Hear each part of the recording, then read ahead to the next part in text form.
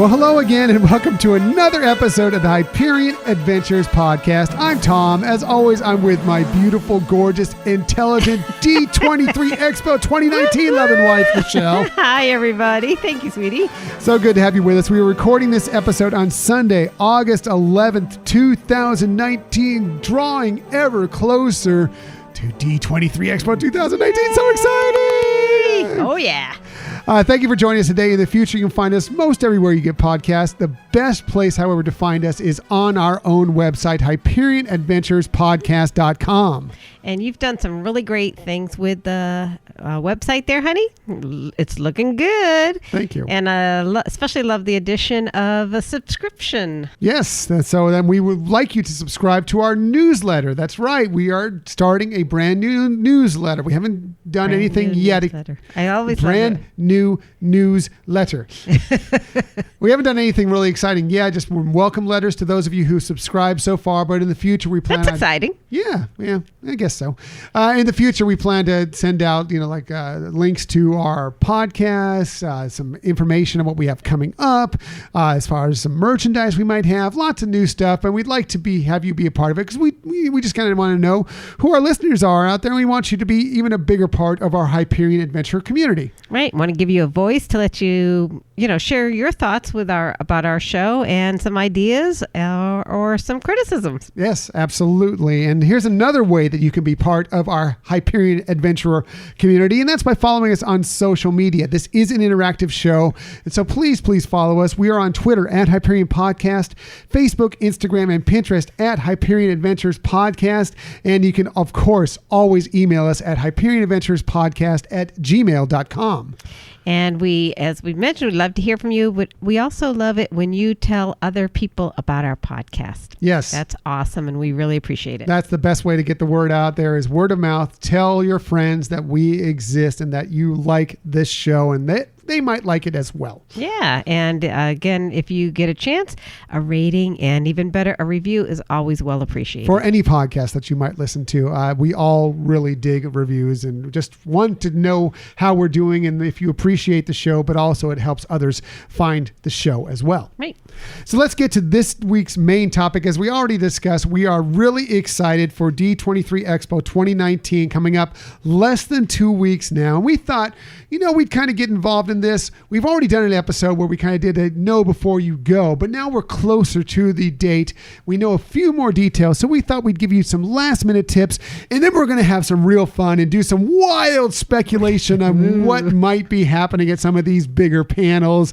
Again, we're just going to have some fun with it. We know nothing truly that's going to happen, but it's always fun to speculate as you go in. Yeah. And we have gone to the D23 in the past, so maybe we can kind of get a feel for how it's going to happen. Right. So, and we'd love to hear what you thought. And we did reach out to you to find out what you thought about the D23 Expo 2019 with some of my crazy polls that I sent out so many of to begin with, and just a few at the end. But thank you to everybody who responded to them just the same. And we're going to go over some of those responses as we go through that. But first, let's get to the fact-based information here.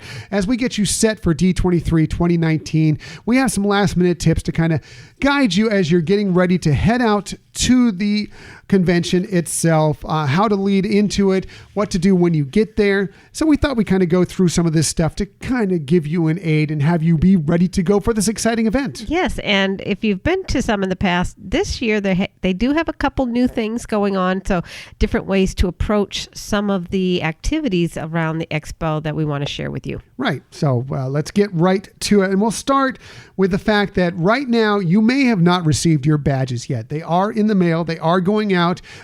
We've been watching on social media, kind of following along to see. We haven't received ours yet, by the way, just so you know. We're recording this on Sunday, the 11th. We did see some people starting to get theirs yesterday on Saturday. A few people. I think more people are going to get them on Monday and Tuesday, possibly. But it looks like they're going to have an email coming out. As far as the reservation process, that's what makes me believe that in the next couple days, we'll probably see all those badges starting to arrive at your mailbox sitting at your doorstep. Right. And along with that kind of coincides with that is the new app that just came out not too long ago. And in it, you're able to associate your badge number within that app. So yeah, I think all these things are timed to come together. Yes, exactly right. So I'm guessing, and we don't know what's going to be in that email. Again, most of these are going to be facts that we're talking about here, but here's a little bit of speculation that because of the fact that they know people everybody hasn't received their badges yet, that the reservation process is probably going to open up somewhere on either Wednesday or Thursday this week. Again, just totally guessing, but just kind of figuring out from, that's about a week out from the event, right. And trying to get things, all the ducks in a row. So that's what I think that email is going to tell you, but we'll see as those come out probably on tomorrow. You're most likely listening to this show on Monday or Tuesday, and so it's probably already out. You already know that, and this is old news for you, but we'll kind of see where it goes.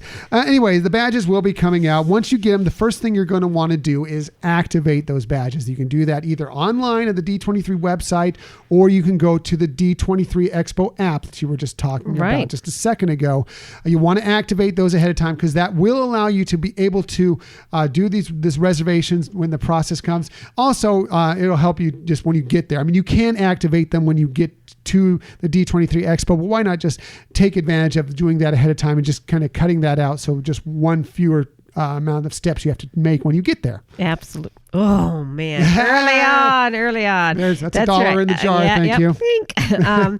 Yeah, and the other thing that's new about this and with your badge and this reservation system is it does have a chip in it that's going to store your reservations for whether it be store passes, stage passes, or talent passes. So having that already set up is going to also help expedite that. Exactly. That'll be the perfect way to be set up. Again, just like plan this out like if you're going to the parks or the resorts, you want to have a plan in ahead of time. So take advantage of the reservations, take advantage of activating your badge ahead of time so you kind of know what's going in. And let's talk about the reservation process, what we know at least to this point so far. You'll be able to make reservations for the stores and for the panels and for some of the talent things that are going on. And here's how it's going to break down. Like I said, we believe that later this week, the reservation process will be opening up. And so you want to jump on that immediately if there's certain panels that you want to get into. And here's how it works out. We'll start with shopping first.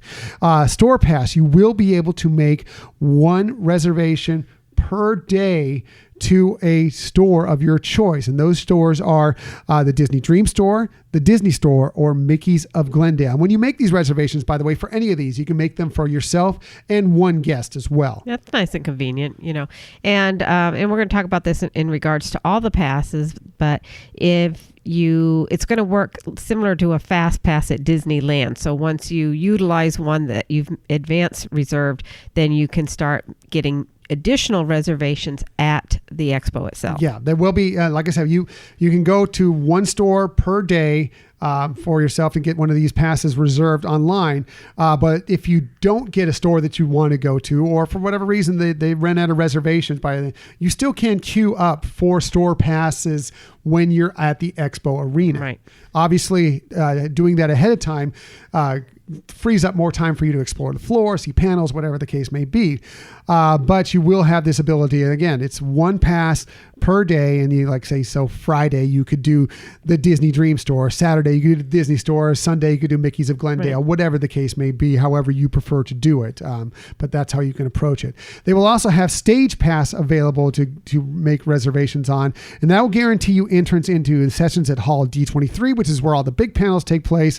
Kind of the second biggest panels happen at the D23 Expo Arena, and then there's also have some great panels at Stage 28 or the Walt Disney Archive stage. You get 2 of those reservations per day that you're attending, but they have to be for a different stage. So if you got a reservation for, let's say, the parks panel at D23, later on that day, you cannot do a secondary panel there. Right. You have to do a panel at the D23 Expo Arena or Stage 28 or whatever the case may be. Those you can reserve in advance. Yes. And, I believe you gave this tip in our episode a few weeks ago where we, really went through a little bit more of, the approach to D23 Expo. But one of the things you mentioned is it's good to have in mind at least 2 things to go to, and plan. If that's all you get to, you're going to be really happy that you're there at the expo enjoying that as well as other activities. So with this ability now to secure those, you're going to hit that goal right away. Right. It helps you plot out your day more if you know, like, okay, today I'm going to hit shopping. That's going to be my big goal. Today I've got this big panel I want to get to. Right. That's my big goal, as well as a little panel or a little shopping or whatever the case may be. Kind of plot out your day. It really does make things easier for you. Now, if you don't get a stage pass reserved, that doesn't mean, just like with the store pass, that you can't get into these panels. You can get a stage pass for some of these panels. I know for Hall D23 this will be available.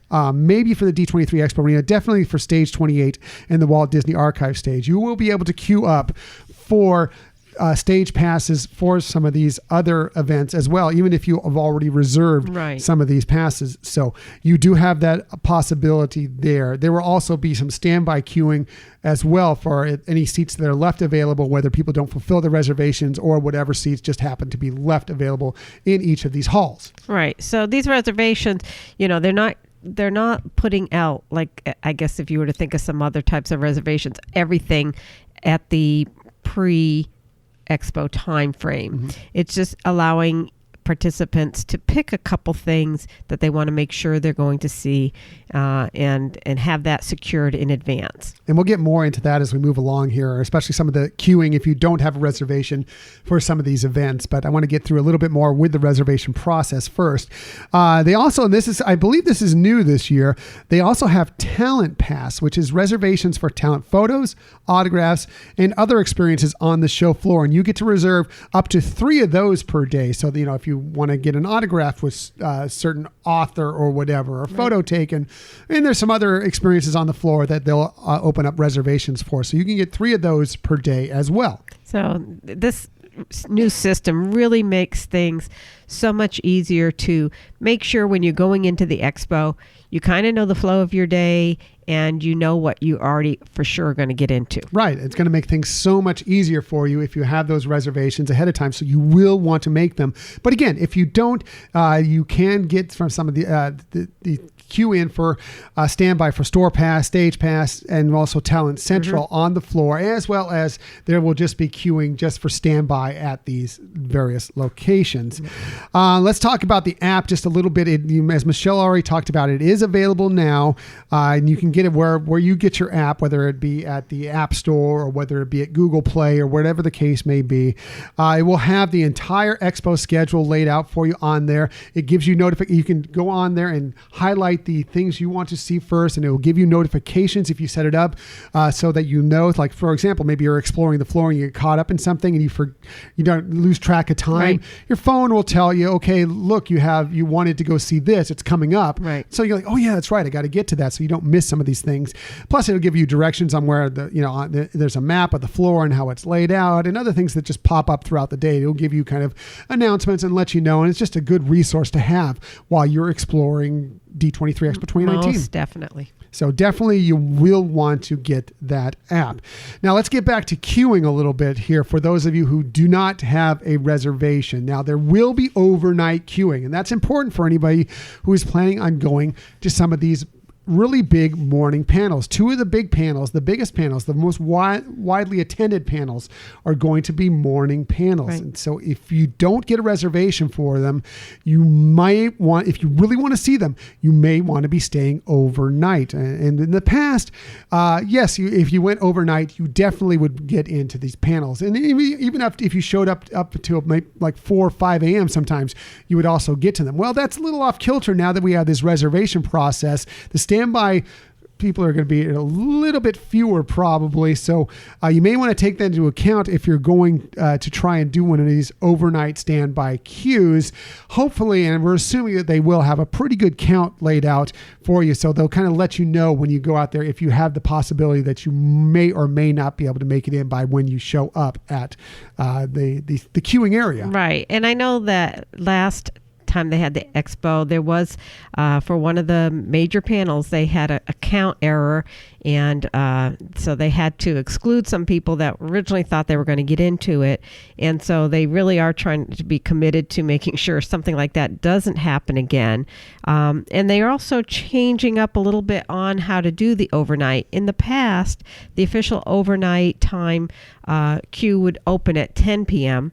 And this year, well, not for the first one, but for the Friday night and Saturday night, they are opening it up at 7 p.m. So right as the expo ends, they're opening up the overnight queue for the next morning's panel. Right.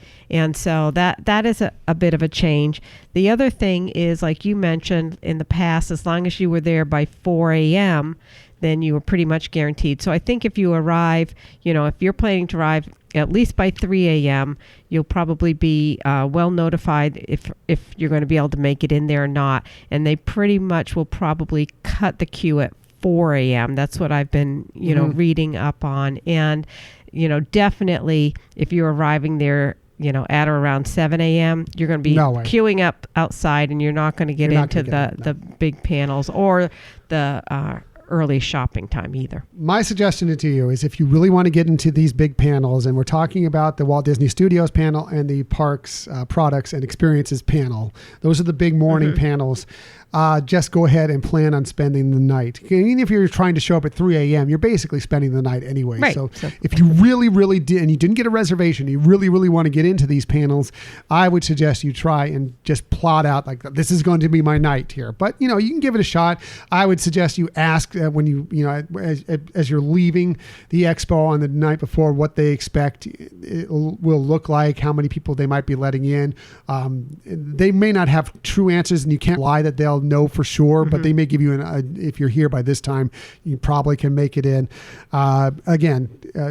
Make sure of it. If you really want to be in those panels, spend the night. So you were talking about the times that you can start queuing up for these, and it starts as early as Thursday. Now, the Friday morning panel is the Legends panel.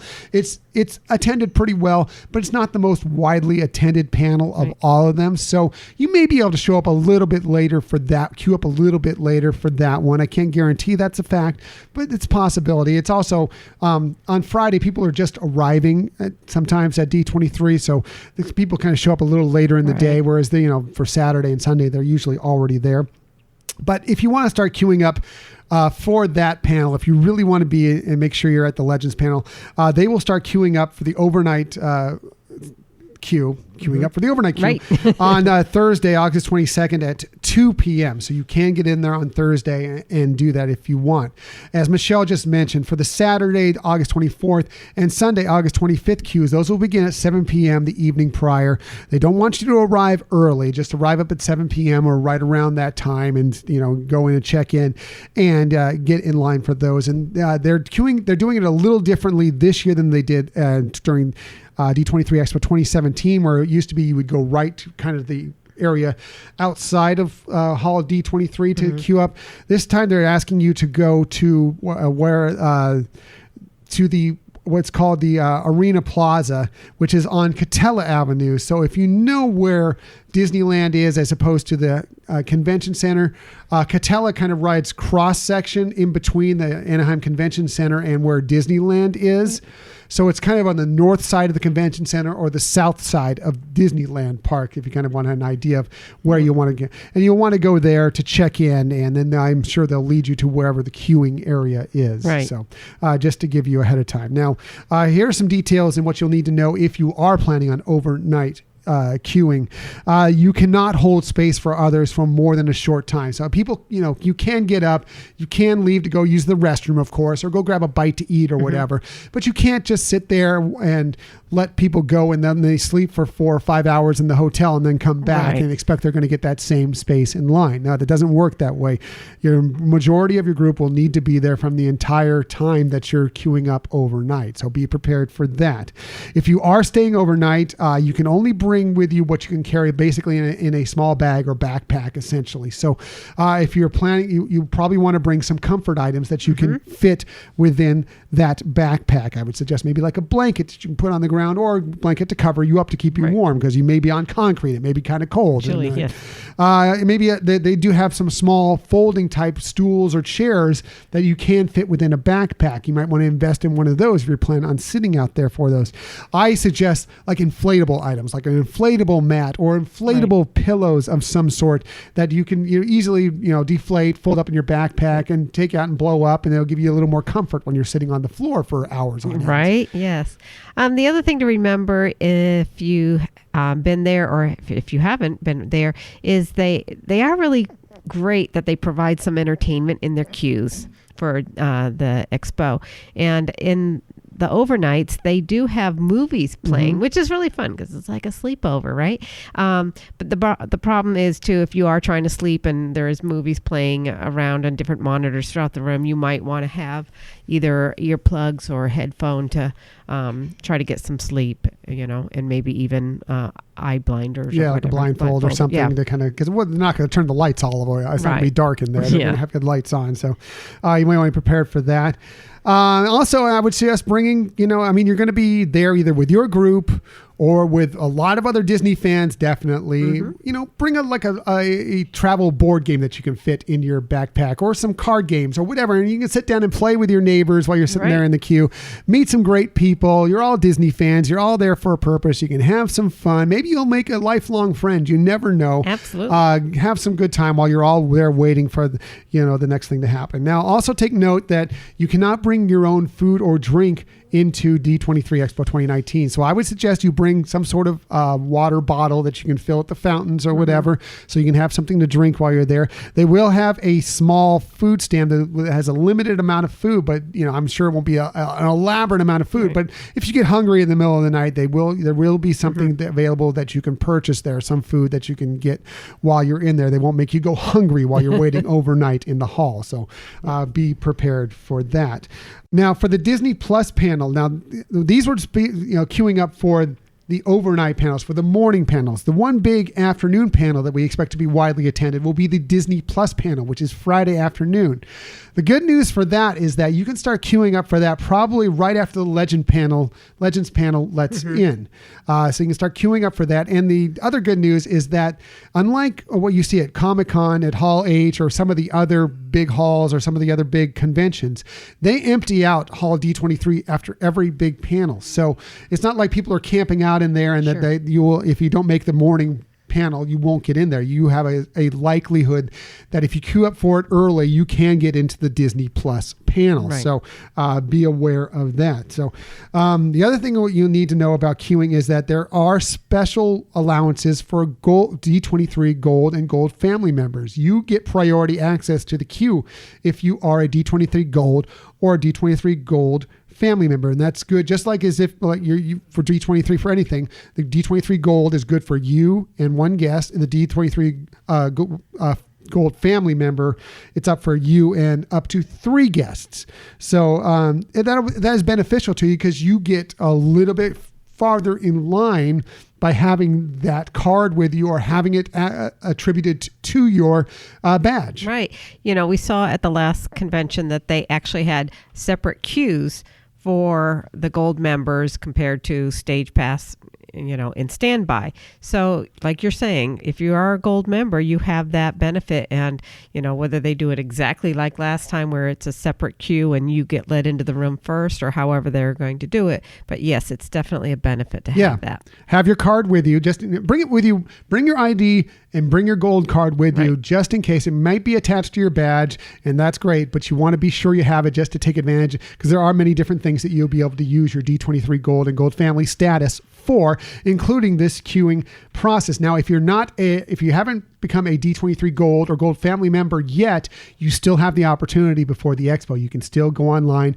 purchase that, and have that available for you, because like I said, there are going to be many things that come along with that, including that priority queuing space to go into some of these panels. Sure. And so since the badges are already now in process of being delivered, if you are receiving a badge and it doesn't have the indication that that you are a gold member now, then you would probably want to get that checked out when you arrive at the expo. And they do have areas that will help with all kinds of issues if you're having problems with your badge or with other types of reservations, etc. There is help areas, and they can make sure that the chip reader knows that you're gold member, and that if you're in a queue, that it's okay to be there as a gold member. Yeah, and like I said, not only do you get the queuing benefit, but there's also a lounge that you can use as a D23 gold member that's just for you. There's also some gifts that they give you, like some artwork that you can receive, and some other benefits throughout the expo floor. If you're a D23, really, if you're going to this, it does benefit. It's not that expensive. It does benefit you to be a D23 gold member. Right. Even like you're saying, on the expo floor, there's a lot of vendors that will have either a special giveaway, as you said, or discounts. And on the app, it will indicate which vendors have gold member benefits, and you can even click on what the benefit is to get a full description of it. So it is very good. And I know from last time, we had actually received stage passes that we obtained at the expo and found going in the gold member queue was more beneficial than the stage pass. So getting a stage pass reservation guarantees you're going to get into that presentation. However, you may find that the gold member line will get you ahead of them. Right. At least that's how they did it last time. Yeah, you may want to ask at the door, check out the queuing area, make sure that that's the case. But yeah, if you are a gold member and they do get priority over the stage pass, then you don't need to wait in that stage pass line to pick that up. So it's definitely good to know. Now, another thing you're going to need to know is, look, you're going to have your phone with you. You're going to have it out using the app that we've talked about. You're going to be taking pictures. You may be playing games on it as you're waiting in these queues or whatever. Look, it's just like the parks. Your battery is going to run down. Right. It's going to happen. It's a long day. It's 9 a.m. to 7 p.m., probably longer if you're waiting to get into the actual expo to begin with. So be sure to bring some sort of auxiliary battery charger with you along if you have one. But if you don't, or even as an added benefit to that, there are going to be charging stations around the floor. And like we said, the D23 member lounge, the gold member lounge, is one of the spots that's going to have them there available for you. Now, that's only for you gold members out there, so take advantage of that. However, there are other spots as well. You can go into Hall E. There'll be charging outlets or charging stations there. You can also find them around the lobby of the Anaheim Convention Center. Just kind of, maybe when you're getting there, peruse the floor, keep an eye out, look for your favorite spot, the best spot where you can go and charge your phone. Because again, you probably are going to want, the last thing you want to do is, have that, you stumble across that great celebrity on the floor, or, this great expo picture comes up and your phone is dead. Take advantage of those charging stations when you get the opportunity. Right. Yes. So also a benefit for you while you're there is that they will have bag check available for you. And this is important because you may be shopping, you may be hitting some various things on the expo floor. Some of these panels, they do giveaways during them. A lot of times, some of the bigger panels, you walk out with a poster or some other item from them. You don't necessarily want to be carrying those throughout the expo floor with you all day. So you can take advantage of a bag check service that they'll have. They'll be available in Lobby A from 9 a.m. to 7:30 p.m. daily. All items must be picked up by 7:30 p.m. each day. So be sure and do that. The price is $5 per bag to do that. But, if you go shopping first thing in the morning, and then you have to carry all these things you purchased with you around the hall all day, $5 is going to seem like nothing to you. Take advantage of that bag check area. And also, by the way, there is also going to be FedEx there where you can do some shipping of items. If you need, you can arrange for shipping of items. If you don't want to carry them on a plane with you, or whatever the case may be, they will work with you to arrange you to ship those items to your home. Right. So take advantage of all the tools there to make things easier for you. And another little tip when you're talking about posters, and we've talked about this in the past, but can't reemphasize it enough, is, you might want to bring along one of the tubes, an empty tube, so that if you do get one, you can immediately roll it up so it doesn't get, bent or crinkled, and be able to store it safely that way. It was one of my tips from a couple of weeks back. I would suggest definitely purchase one in advance and just bring it with you, because there will be free posters and some other things that are given out to you, or you may purchase some and you just really do not want those to get all banged up and bent in a backpack or in your hand or whatever the case may be. Keep those as pristine as possible. Now, one of the fun things about D23 Expo that's great is that costumes are encouraged. And you will see some people in some magnificent costumes. They are a lot of fun. Michelle is going to be out there. She was just going down the rundown I think she's mostly Disney bounding, but she's like, I'm going to be this on this day. I'm going to be this on that day. I'm going to be this on that day. And I'm like, I'm just going to be me. Look for her. She's going to look cute as can be in whatever little outfit she has on. I'll be wearing a t-shirt and cargo shorts probably. That'll be me. So just be prepared for that. You look great. Yeah. And the Jedi in you is always visible. Thank you. But that's one of the great things out there is there's so many great people wearing great costumes. As a matter of fact, they have an entire event based on some of these fantastic costumes they have. It's called the Masquerade, where they showcase a lot of them. But, they encourage it for everybody. If you want to dress up, if you just want a Disney bound, or if you want to go full-blown costume, you can do this. Unlike at the parks where they kind of limit you on what you can wear, you're much more wide open on what you can wear to the D23 Expo 2019. However, there are some limitations that you should know going in. You can wear a mask. You can't wear a mask when you're going to the parks wearing some sort of costume or whatever. But you can wear one into the D23 Expo 2019. However, you will need to be able to see really well out of them, so you're not running into walls or other people while you're out on the expo. Yes. Also, it needs to be able to be removed very easily, because you will need to go through security. You will have to remove your mask when you go through security for some other reasons.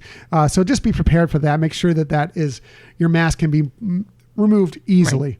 Also, your costume can't infringe on other guests or have the chance of hurting yourself. So like if you have a lot of things that are dragging on the ground that other people can trip over, or you could trip all over yourself, that's not allowed. Also, if there's like some things poking off of it, sharp edges, whatever. Oh, my eye. Yeah, something that might poke somebody's eye out. God forbid. You can't have that either. So make sure that is kind of self-contained. Also, it seems like this is obvious, but you just want to be sure. You can't pretend like if you're dressed up as an actual Disney character that you are an official Disney character and sign autographs. You can get pictures taken with people, and they will want to take pictures with you if you dress up in a good costume, but you cannot pretend that you are an official Disney character when you're out there. Right. And kind of building off of that, people are really happy and proud about what they do to put together these costumes. And so don't feel like you have to try to sneak a picture of any of them. They're very willing. You just ask them if you can take a photo. And a lot of times then they'll do a really cute pose that may be very involved in the character.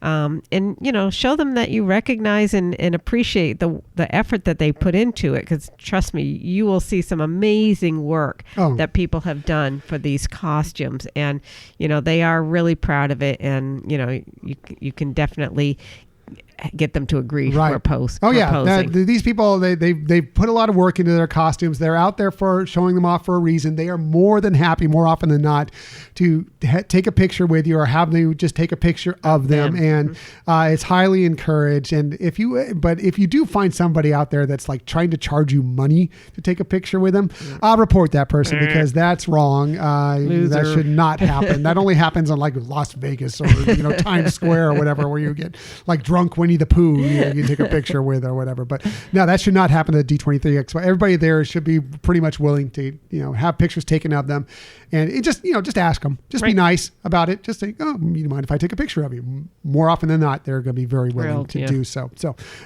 definitely take advantage of that. That's it for my tips. I think Michelle has a few more tips that she wants to go over. Oh, sure. And a couple things are new this year. We've been pointing out some of them, but one of the newest things, and I guess newest thing, is having a new building, North Hall, that will be utilized during the expo. And they will have some of these, help or services areas, like we were talking about with badge activation, reservation help, in that area. So that's going to be really convenient and help the flow a lot in the expo and convention floor.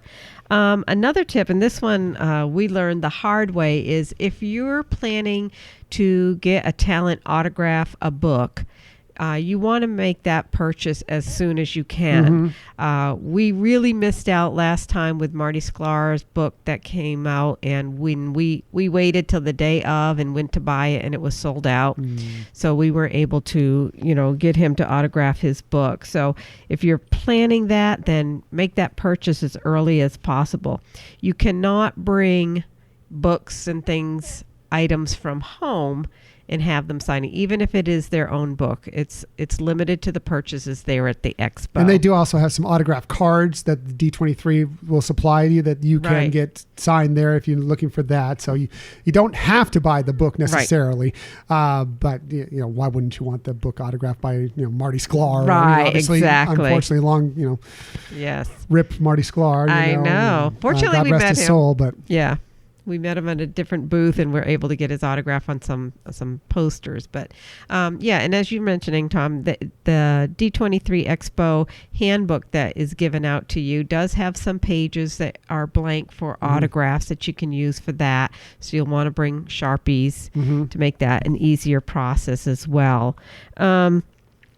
Let's see. The other thing we wanted to bring up was if you are a really solid collector and you want some of these limited edition items, that may also precipitate the need to do an overnighter.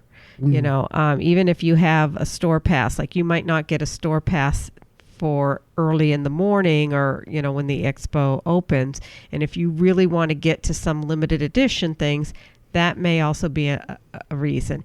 And keep in mind, too, that at some of these stores, they do allow you to use your annual pass holder or Disney Vacation Club card for discounts. And we've mentioned it in the past, but I want to reiterate, be really cautious if you're purchasing something with a discount and then wanting to plan and sell it online for a higher price. Disney is watching for that, and you don't want to jeopardize your annual pass for that. So keep that in mind.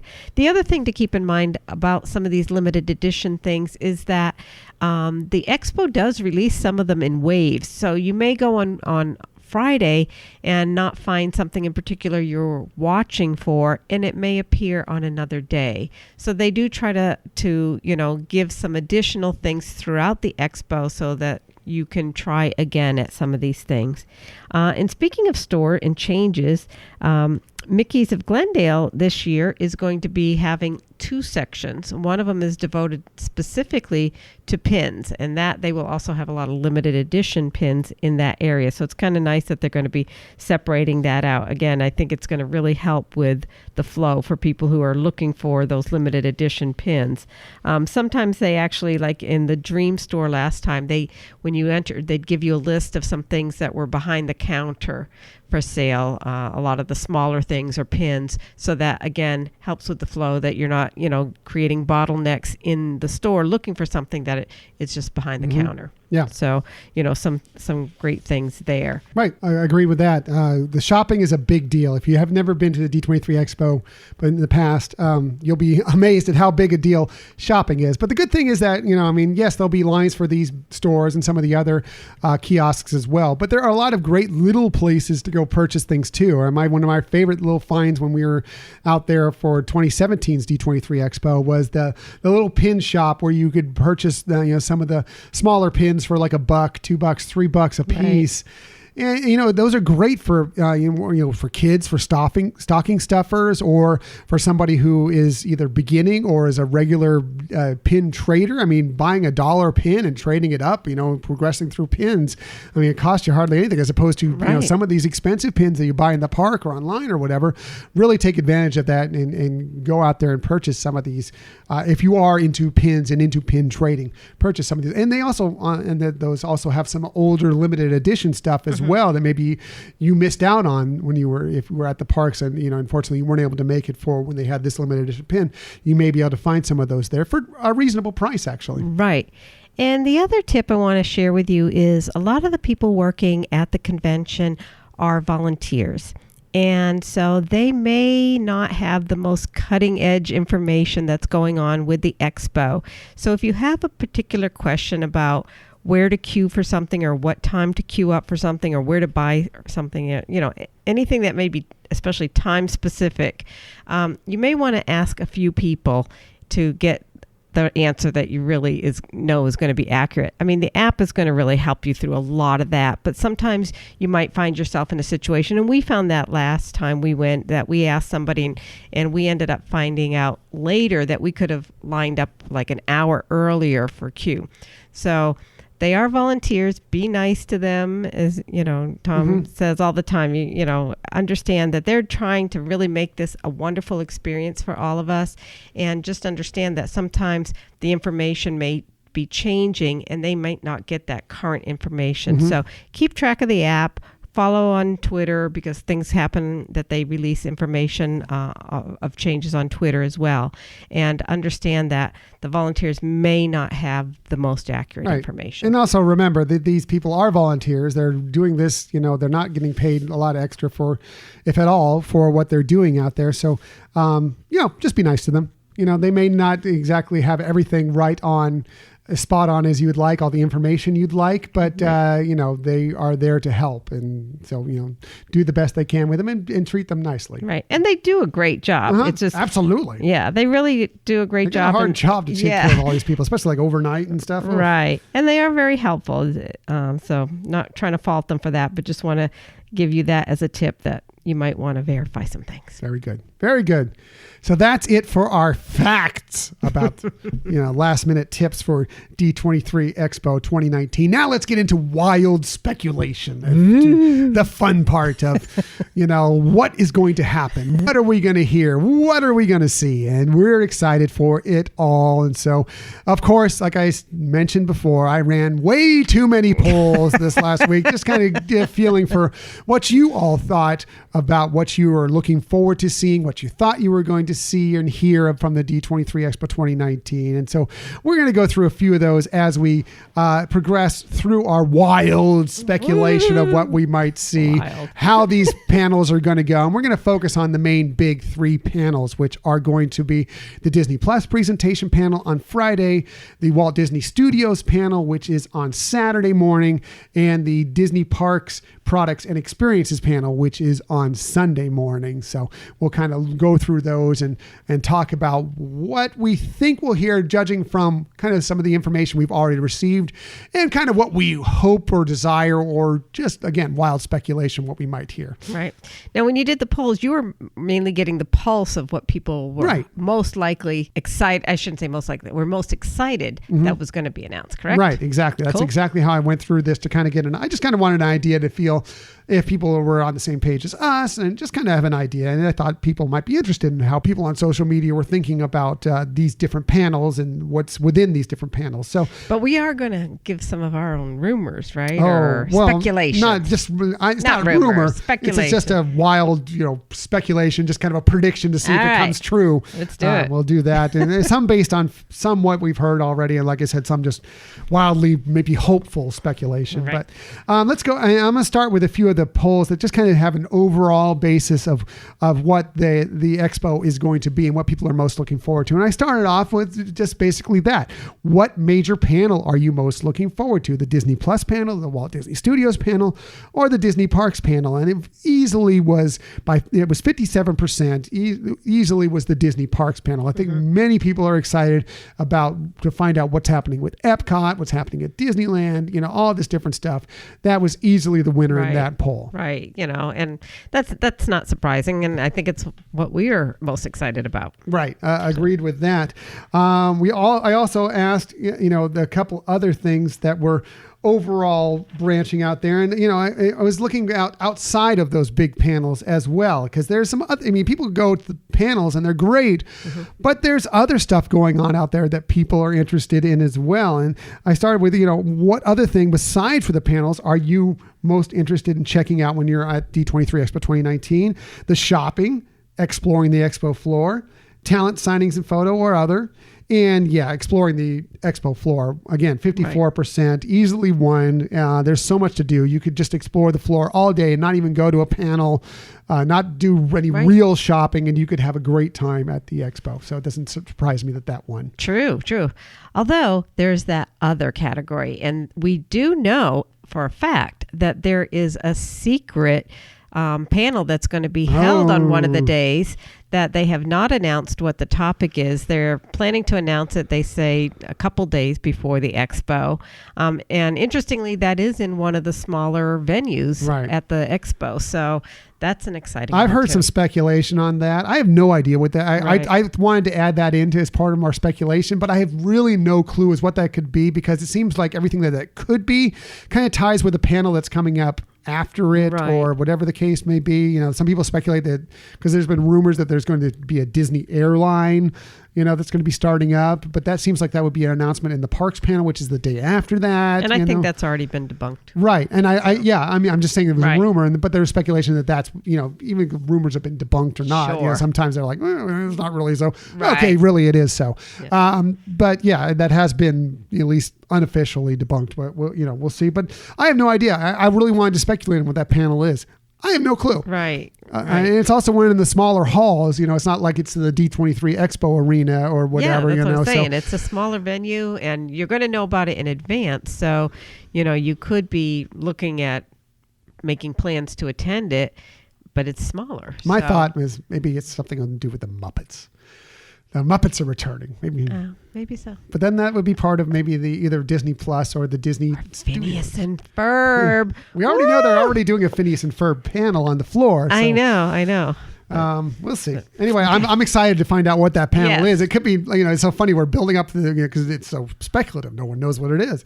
It could be building up to something that's like not that big a deal, but it's just kind of fun to wonder about. My other overall question that I asked, and I just asked that today, I only got a couple responses on, but it was, what's the one thing you're most looking forward to at the D23 Expo 2019? I just left that open for people to give me an answer. And of course, one of the first people to answer that is our good friend, Rob LeBerry from the Jedi Temple Archives podcast, who you can follow at JTA Podcast. And in Hyperion Adventures podcast tradition, he answered, when you ask for one thing, you give two things that he's looking forward to. Yes. It's working. He is fitting right in with our format. A and B. Yes. It's a toss-up, he says, an announcement on the Cassian Andor live-action series and a full trailer for The Rise of Skywalker, which I do believe definitely we're going to get The Rise of Skywalker. Hoping for more stuff on the Cassian Andor series. I think we're going to get some of that too. But I love that Rob followed the tradition here of, you know, never deciding on one single thing. Also, we got a response from Chrissy O Show, who's a great follow on Twitter, by the way. She's a really sweet person. You can follow her at Chrissy Music O. She says, I want info on a villain/hero park. Will they do it? So is that, you know, a fifth gate at Walt Disney World, a third gate at Disneyland, something like that? I don't know if that's going to happen, but I like the way she's thinking there. I think that's kind of interesting. So fascinating stuff. For sure. So let's get into, you know, we're going to break this down by how we think these panels are going to go each day and kind of just speculate on what we, you know we'll hear and what we might hear and as we go along. And we're going to start, of course, with the Disney Plus panel, which is the first one that's going to happen on the Friday afternoon. And I think we're going to get a lot of information on how I believe this is going to break down. We're going to get a lot of information actually on how it works, how you subscribe to it, what's all is going to be included, what's coming up in the future, as well as what's going to be there with the first day it comes out. I think they're going to kind of break it down. And again, I'm going to go through these panels and just totally wildly speculate as to how I think what order these things are going to come out in. I mean, I have no idea. Sure. Just kind of from history and what I think is their priorities here. So I think they're going to start by going into, you know, like I just said, you know, what's going to be there, how it's going to work, how you can subscribe, what's going to be there day one, what's coming in the future. I think they're going to go down through then some of these different things that are coming out. And I think they're going to start with some Disney live action stuff. Maybe some clips into like the live action Lady and the Tramp, the live action Lady and the Tramp that's going to be coming out soon on Disney Plus. I think we might see some footage or get more info into that, and maybe some of the other live action shows as well. Right. I do think seeing footage of different things will be, one of the main pluses of being there. Right. Exactly. And I think we're going to get some stuff on National Geographic as well, because that's being added in. Some of the different documentaries that are coming in, like the Imagineers documentary. I think we're going to get some stuff on that. I think we're also going to get a look at what Pixar has going on. We've already seen some of their Spark shorts show up on YouTube and such. I also think we're going to get some information on Monsters at Work, which is, of course, the new series based on Monsters Inc. Right. I think we're going to get some information of that. I also think then we're going to move into Marvel. And really delve into some of these different series that are coming out. So here's some of the Disney Plus things. I meant to mention this a second ago, but I forgot again because I'm already lost in my paperwork here. Let's get to the polls. The Disney Plus polls. I asked, what are you most excited about as far as the different aspects of this? And I probably should have started this segment out with it, but I'm flying by the seat of my pants here. You're doing fine. Keep going. So what are you most looking forward to learning about the Disney Plus panel? One was Marvel series details, the Star Wars series details, new Disney content, and new Pixar content. And it was a tie, 35% each for Marvel series details and new Disney content. So that's exciting stuff. I agree with both of those things. Those are going to be interesting. And then I went into, as far as the Marvel series, which ones are you most looking forward to? Falcon and the Winter Soldier, the Loki series, WandaVision, or the Hawkeye series that we know is coming out. And it was easily a winner for Falcon and the Winter Soldier. They got 50% of the vote. Not surprising to me. Not surprising, yeah. I mean, again, that series kind of got introduced at the end of Avengers Endgame. So kind of getting our appetites wet for that. Exactly. And I'm looking forward to that one very much. I'm a little surprised that Loki didn't get a little more run, but maybe that's just because I'm a big fan of Loki and I'm excited to see whether that is going to play out. Finally, I wrapped it up with what Star Wars series details are you looking forward to get most out of the Disney Plus panel? The Mandalorian, Cassian Andor series, Clone Wars Season 7, or other. And the Mandalorian one, hands down, not surprising. That's exciting that it's coming out. 59% went to the Mandalorian. We did get a response for other as well, and that was from Brandon Sorum, who is at I Am Venial. I believe that's his handle on Twitter. He said, Obi-Wan Kenobi limited series announcement. Ooh, nice. Heavily rumored in parentheses.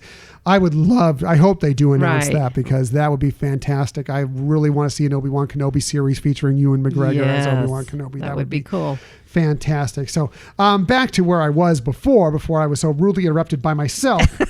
Let's get back to, I think that they, as I said, we're going to get to the Marvel area, and I think they're going to, break down the Falcon, some details about Falcon and the Winter Soldier, Loki, WandaVision, Hawkeye. I think we're going to get a few details on those. I don't think we're going to get a ton, but I do think we're going to get a little more, leading into it, maybe an idea of what they're going to be. Right. I mean, I think with Marvel, we saw a lot of that information at Comic-Con, so I think they're less heavy here on that, and also with the Disney Plus will have their own pavilion at the showroom floor, and so they're going to be people will be able to see what Disney Plus streaming is going to look like, and how kind of get some hands on how to use it.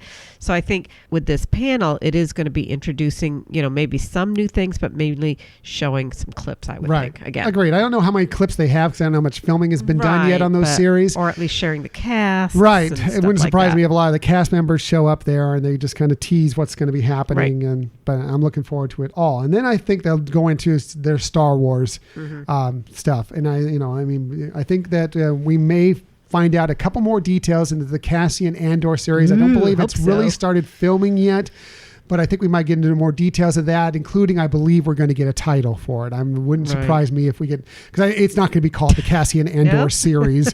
That's not what they're going to, I don't think that's what they're going to go with. There has to be some sort of title for it. And so I'm looking forward to hearing what the title of the Cassian Andor series will going to be. And then I think we're going to get some real good peeks at Clone Wars Season 7. Sure. We've already seen a little bit of that at Star Wars Celebration. I think we might get some more of that. If not, maybe they'll recycle some of the stuff we saw, but maybe they'll expand on that as well. And then I think we're going to get a huge piece of news, some information on The Mandalorian. I think that we are going to get more video of that. I think, we already know on that day that Jon Favreau is going to be there because he's going to be inducted as a Disney legend. So we're going to get plenty of input on The Mandalorian. And like I said, some more footage and some other stuff as we lead into that series, which we are very, very excited about. So that's cool stuff. And it'll be interesting to see what else they come out with the Disney Plus panel. But, we're excited for it all. Right. And one of the things they're saying, I don't know if they're going to be discussing it in that panel or just at their pavilion, but for people who are in attendance at the expo, they are going to be giving some kind of a special perk for choosing Disney Plus streaming. Right. I mean, they're definitely going to make it easy for you to sign up when you're on the floor, but I believe that it wouldn't shock me if there's some sort of benefit to being in the panel. Yeah, that's what they're announcing. I don't know that that's going to be, but that wouldn't... Yeah, I don't know if it's so much at the panel as much as being at the expo. Yeah. I don't know if it's going to be some kind of a discount or something, but they have announced there will be a benefit. Yeah. Well, the benefit for sure will be that you're the first ones who get to sign up for it. So you can just go ahead and sign up and you'll be ready to go. You'll be one of the first people to be ready to go for Disney Plus when that comes along. Whether they have some sort of discount if you're there, I don't know, but that would be kind of cool. Let's move on to the Disney Studios panel, which will be on Saturday morning. And this is going to be a really interesting panel. In the past, they broke this panel up into two different parts. There's been an animation panel and a live action panel. And at this time they combined that. They're going to be together. And I kind of think that's maybe because I don't think that there's as much animation, at least not listed at this point, that's coming out. So maybe it wasn't enough to carry a full big panel. Right. So they decided to put them both together. But before we get to that, let's get to my polls because they're very important to me. As far as the studios. Important to us all, honey. That's right. Important to us all. Absolutely. Yes. No question. The polls are very, very important. I started with the animation to begin with. And I said, hey, look, what Disney Studios or Pixar animated films are you most looking forward to getting details about at the expo at this panel? What is it? Frozen 2, which we know is coming out very soon, Onward, and Soul, which are the Pixar films that are coming out next year, or an unannounced animated film. And it shouldn't be much of a surprise that Soul and the unannounced animated film both won this poll with 35%. Soul, because all we've basically seen is the logo for it. We know very little detail, and there's small kind of basic synopsis of it, just really basic. So I think people are looking forward, and that's coming out next year. So people are looking forward to that. And because the animated slate is so small, there's got to be some sort of unannounced animated films coming in the future that they may make their debut here at this panel. So wouldn't surprise me that people are interested in that as well. Sure. I mean, and the fact that Frozen 2, there's already been trailers out on that. I don't know how much more they're going to want to really talk about that. We'll talk about that in a second here. Okey-dokey. Yes. Then I went to the live action Disney stuff that's coming out. What Disney live action film are you most looking forward to getting details for at the expo? Maleficent, Mistress of Evil, Mulan, Jungle Cruise, which our good friend Cassie at Disflix and Tidbits, you can find on Twitter at DisflixTidbit, said, who else forgot Jungle Cruise was coming out? I'll raise my hand to that. I forgot until I was looking at the slate of films coming out in the near future. Right. And I was like, oh yeah, Jungle Cruise is coming out. And then other, please confirm, which no one mentioned, but they were interested. Some people were interested to get votes. But easily, Mulan, we got 42% of the votes, just edged out Jungle Cruise because, again, people forgot it was coming. I was like, oh yeah, that's coming too, which got 39%. But Mulan, most people are interested in finding out about Mulan, and I can raise my hand for that one as well. And then I went into Marvel, because, just at Comic-Con recently, they released a whole slate of films that are coming out. Unfortunately, these Twitter polls only allow you to just list 4 items. I couldn't go with as many movies as coming out, but I did want to talk about a few of them that I wanted to see if people were interested. And I said, if you want to comment with something else that you're interested in, fine. But I did list Black Widow, The Eternals, Doctor Strange and the Multiverse of Madness, or Thor: Love and Thunder. And it was easily a win for Doctor Strange and the Multiverse of Madness, which it followed by, not that closely, but by Thor: Love and Thunder. So it shows, people are still gravitating towards the characters that they've known from the past. So that's where people wanted to know the most about. And it'll be interesting to see how much of that we receive when we get to this panel. But here's how I picture this panel breaking down. Okay. And again, wild speculation.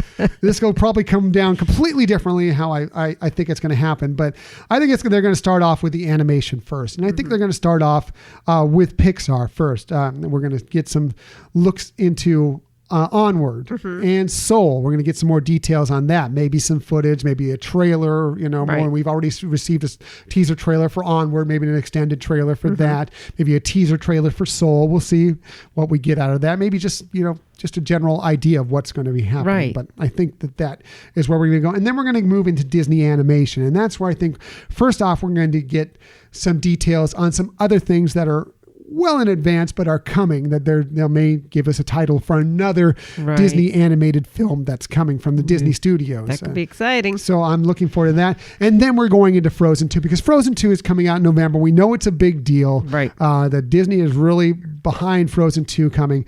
And so I believe that we are going to get maybe another big trailer, some more footage, maybe some more details, some cast members, whatever the case may be. I think they're going to hit Frozen 2 pretty big at that point. I don't know if you agree with that. Yeah, I would agree with that. I remember it was the last expo that they just even announced Frozen 2, as the title of that sequel. And so it's getting close now, and I'm sure they want to also use this opportunity to, kind of draw people's attention and remind them that's coming out. Might get a tease of a song coming from it. Yeah. That's happened in the past when we've been there. So will be interesting to see what happens with that. And I think then from animation, they're going to go into the live action films, and then they'll go into the Disney live action films to start us off.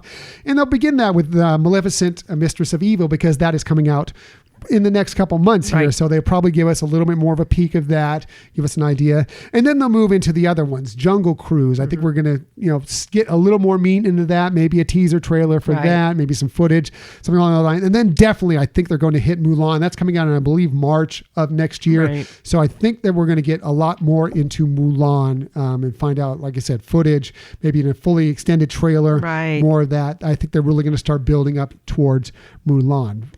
Go ahead. Yeah, no, I was going to say, I agree. I mean, considering that one of the Disney legends this year is going to be the original Mulan, it makes sense that they have this opportunity now to also, to link that in with the newer movie coming out. Right. Ming-Na Wen, who is also in Agents of S.H.I.E.L.D. Yes. She is becoming a Disney legend this year, so that's good for her. We're excited for her. Yes.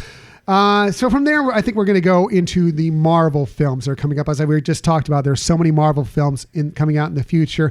They hit a lot of that stuff at Comic-Con just recently, so I don't think that'll be as much of their focus here, but they still will definitely want to hit on it for the Disney and Marvel fans that are going to be in attendance. And I think we're going to get a lot more details on the Black Widow film that's coming out next year. The Eternals, which we know very little about, I think they're going to hit that as well. And then I think we may get some pieces of information on some of the other Marvel films that we've discussed that are coming out, including Shang-Chi, Doctor Strange and the Multiverse of Madness, Thor: Love and Thunder. I think we may get some details on that. I don't know. Again, I don't know if principal photography has begun on any of those yet, so we probably won't get much in the way of footage, but maybe just kind of a tease of it, what's going, what the possible idea of them is going to be, and just kind of a look forward through Phase 4 and into Phase 5 of Marvel. Right. I would agree with that. Yeah. Then I think they're going to wrap up the day big time with Star Wars, because The Rise of Skywalker is coming up here in December, and so that is going to be one of their big focuses, is going to be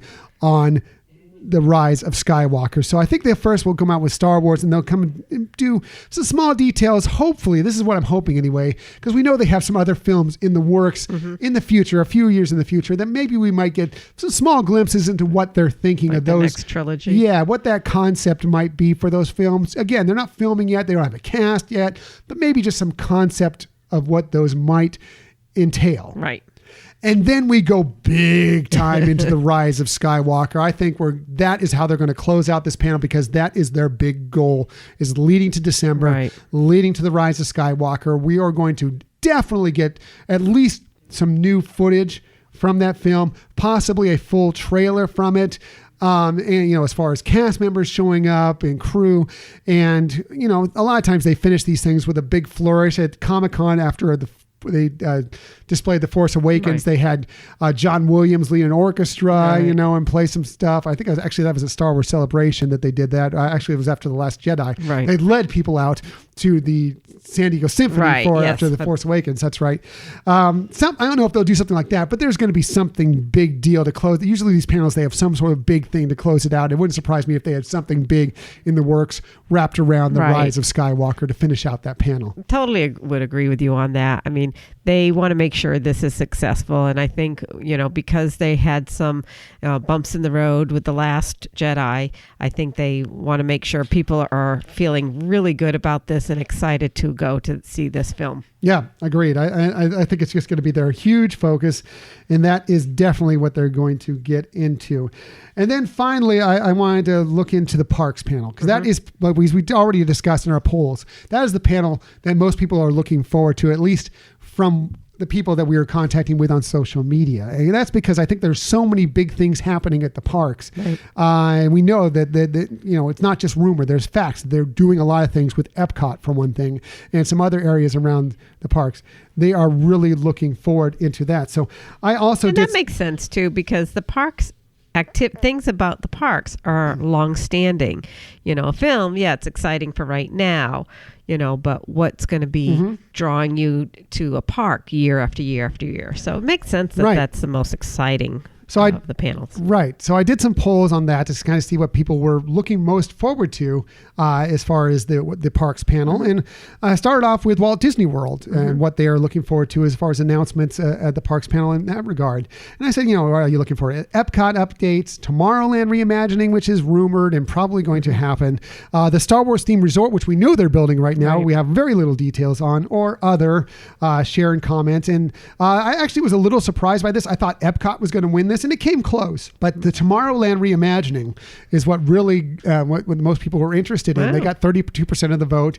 The Epcot updates and the Star Wars themed resort both got 27% of the vote. So kind of close, but really interesting. Also, in the other category, we had a follower of ours on social media, Ken Biedron, who you can find at Circus Bear 16 on Twitter. He says, I want to hear about the Reflections Resort. So, yeah, that's interesting stuff too. So yeah, definitely agree with that.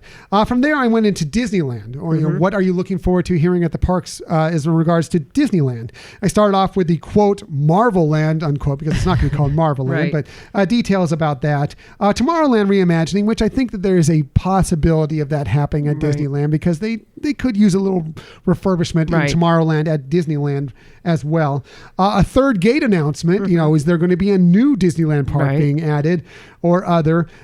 Easily, and it doesn't surprise me at all, the Marvel Land easily won. 67% of the votes went towards Marvel Land. Well, that's a sure thing. Yeah. We are going to get details on that. We know we're going to get details on that. So, we are all looking forward to details on that as well.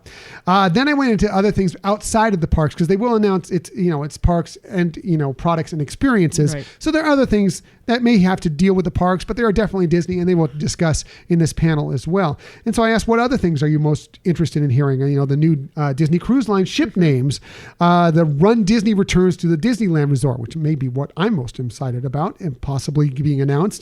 Foreign Disney parks info or other.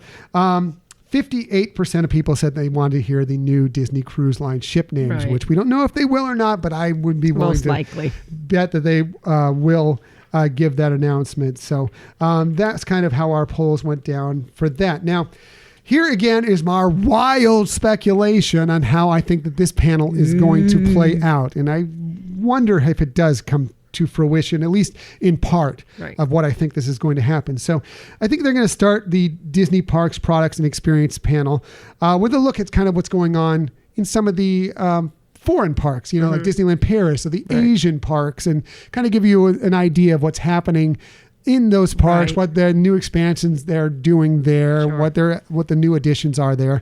I think that's going to be fascinating and interesting. Most definitely. And, in addition to this panel that's probably going to be sharing that information, is they will have on the showroom floor some displays of, some of the park renovations, both within the United States and internationally. Yeah. So that will kind of lead into this. It's like they're laid out for you so you can check it out while you're on the floor. But then they might also, kind of expand on that a little bit when you get to the panel. Sure. So it wouldn't surprise me if that's how they start off. Then I think they're going to move to Disney Cruise Line. And I think there's some big news coming from Disney Cruise Line. We already know that they have 3 ships coming. One of the big announcements at the Expo in 2017 was that they were having a 3rd new ship coming. We knew there were 2. They added another one. Well, this time I think they're going to start off when they get to the Disney Cruise Line portion, and they're going to start off by looking at the refurbishment of the current Port Canaveral terminal and the addition of another terminal that we already know that they're working on, that they're going to have happen out there, and what they're going to do with that, because they're going to need a couple terminals, because they're going to have a couple ships at Port Canaveral at a time. From there, I think we definitely go into the names of a couple. I think we're going to get names for at least 2 of the 3 ships, maybe all 3 of them. Maybe it's only 1, but I think it wouldn't surprise me if we got names for at least 2 of the ships, the new Disney Cruise Line ships. And then I think we're going to get a peek at the second private destination. We already know about Castaway Cay. The next private destination is going to be Lighthouse Point now. And so maybe we'll get some concept work on what they're going to eventually do with that area once that opens up to bring in more cruise guests. And I'm excited to find out what that is as well. I think it'll be really interesting.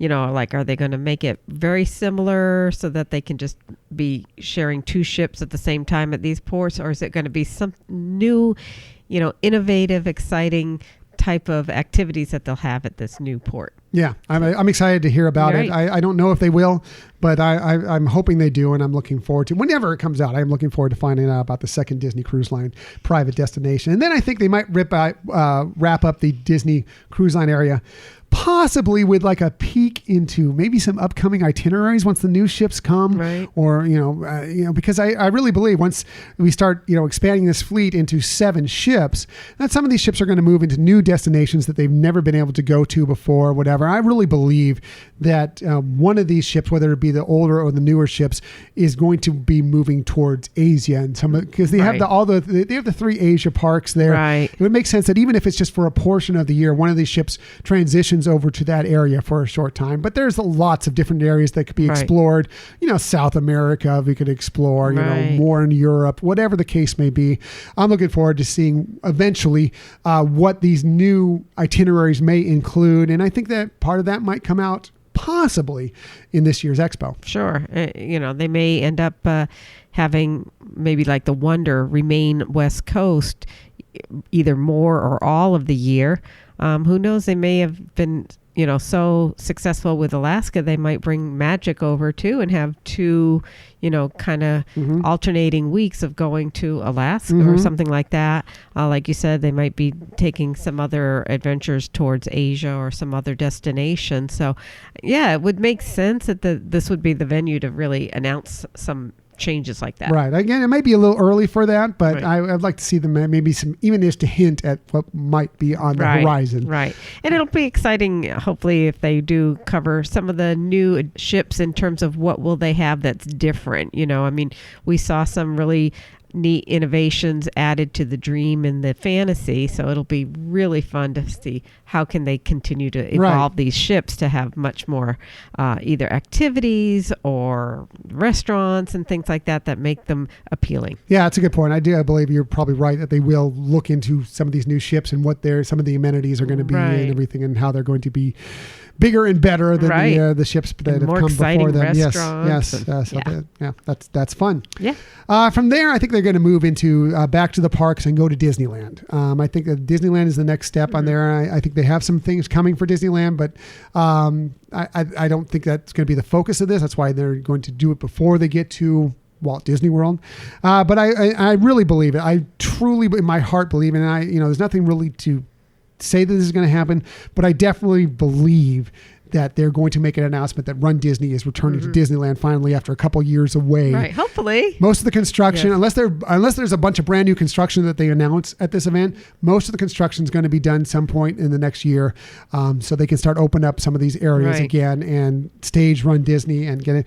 And so hopefully, again, we love going to the Walt Disney World Resort for Run Disney events, but it's just so convenient for us to go to Disneyland. And it's also nice for everybody to have that many more options to do Run Disney events, to have it there. So, and they've done things in the past too that like they're bi-coastal. So like if you like I remember with Star Wars once they had light side and dark side. And, they've had things that if you do both of them, you can be qualified for another medal. And so it would be great to have that return of a West Coast Run Disney events. Exactly. And so I really believe that is going to be an announcement at again, I have nothing on that, but I just believe it in my heart that is going to happen. From there, I think they might go into some updates to Toontown, because we already know they're doing Mickey's Runaway Railway there. They've already announced that. I think that some of the rest of Toontown along with that may get a little sprucing up as well. So they may talk a little bit about that. Then I think they may go into some Tomorrowland Reimagine. They may tie this in with Walt Disney World if they do if they announce some Tomorrowland reimagining there. But I think that Disneyland doesn't need as much reimagining in Tomorrowland, but they definitely need a little bit. And maybe there's been rumors that maybe the Tron coaster might also come to Disneyland, maybe something along those lines. But it needs a little sprucing up, so it wouldn't surprise me if that was an announcement. And then they'll wrap up the Disneyland stuff with, of course, quote, Marvel Land, unquote, because that is going to be the big news from Disneyland. Some of the details of how that's going to lay out, what the attraction is going to be like, the shops, the different, what all is going to be taking place there.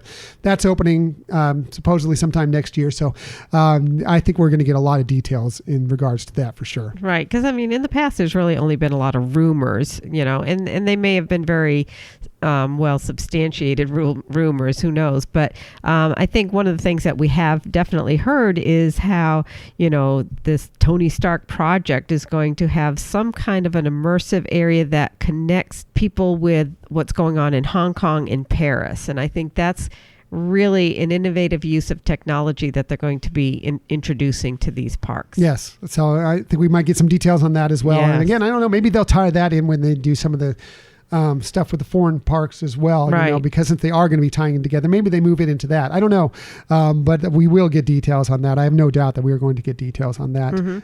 Just a matter of what it will be. From there, I think they're going to wrap up the panel by going to the Walt Disney World Resort, because everybody knows that is the big emphasis right now, is all the new things that are coming, especially to Epcot, but into the Walt Disney World Resort as well. And I think they're going to start just, by kind of looking over the resort, some of the new resorts they have coming up, including a look at Reflections, which is the new DVC resort that's being built on where River Country used to be, in between Fort Wilderness and the Wilderness Lodge. We've seen some basic synopsis of it, some concept art for it, but I think we may get a little more into that going through there. From there, I think we're going to get a little Star Wars information. I think we'll get, because Rise of the Resistance at Star Wars Galaxy's Edge is going to be opening up in December at Walt Disney World Resort, and in January at Disneyland Resort. And I think we might get a small peek, not too many spoilers, but maybe a small peek into that more as they're building up, getting ready for that to open up.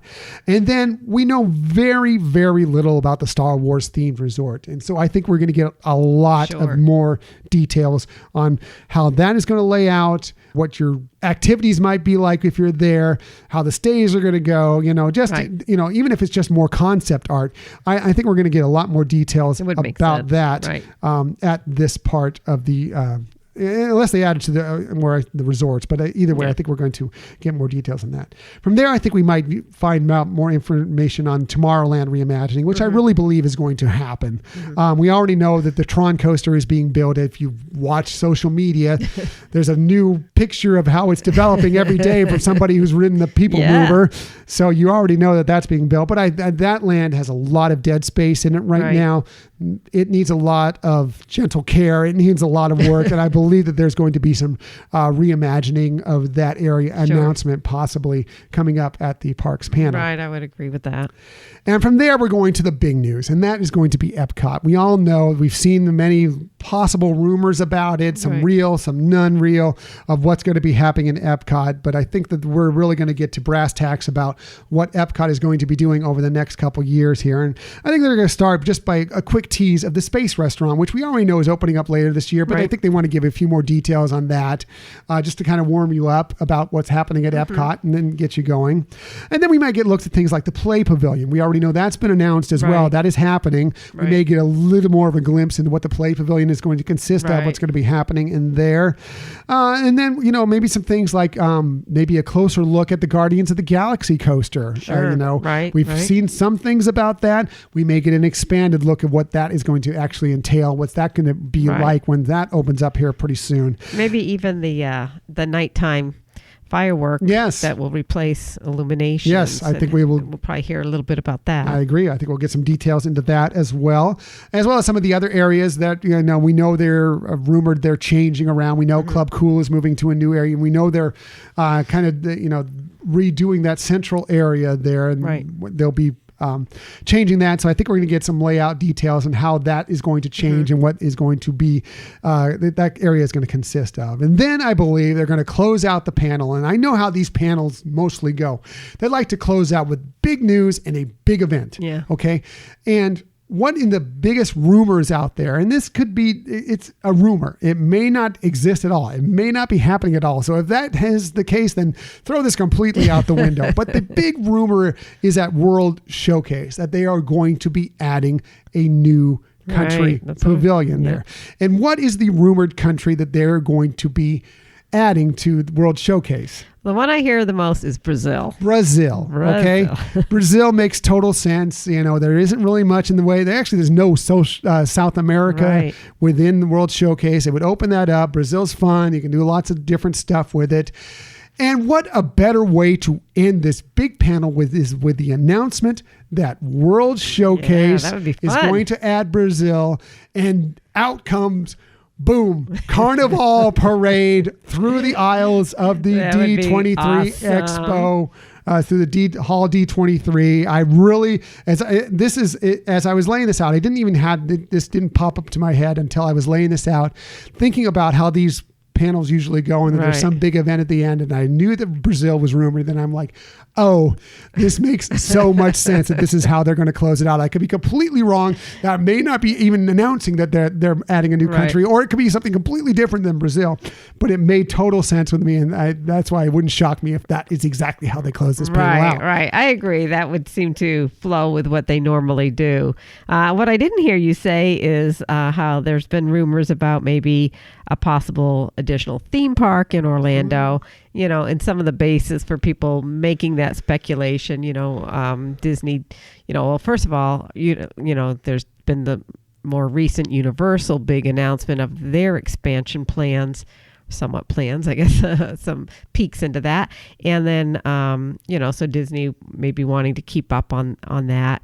The other thing is Disney has purchased some land, a substantial amount of land in Central Florida. And, considering the fact that they have made the agreement to keep, a percentage of their land for conservation purposes and not develop it, one could speculate that they're going to use that purchased land to not develop and then open up some areas that were maybe reserved for conservation in the main area or main land of Walt Disney World. So I don't know if I feel like they will be opening another park, or if they might just say that they're not ruling it out, or maybe nothing at all. But I can see where some people would come to that speculation. Yeah, I can see the speculation. I can see the desire for it. I'd love to see a fifth land, fifth gate up here at the Walt Disney World Resort. Also a third gate, a third land at Disneyland Resort. You know, I'd love to hear an announcement of that. I just think that right now, you know, with all this stuff, all this work they're doing at Epcot, possibly the Tomorrowland reimagining, that they're